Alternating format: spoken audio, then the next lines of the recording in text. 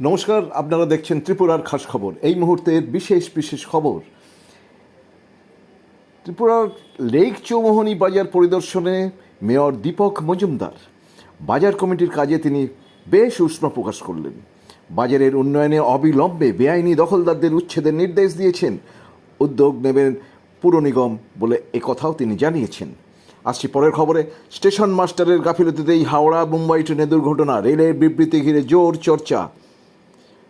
পরের খবর, হাতে আর মাত্র একটা দিন, এর মধ্যেই জমা করতে হবে আয়কর রিটার্ন। কেন্দ্রীয় আয়কর বিভাগ জানিয়ে দিল সময়সীমা বাড়ার কোনো সম্ভাবনা নেই। সময়সীমার মধ্যে আয়কর রিটার্ন জমা না করলে জরিমানা দেওয়ার কথাও জানিয়ে দিয়েছে আয়কর বিভাগ।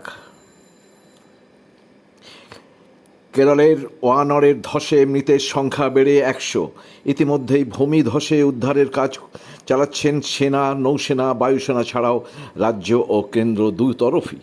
প্রধানমন্ত্রী নরেন্দ্র মোদীজি ফোন করে পরিস্থিতির খবর নেন, এরপরই নামে সেনা।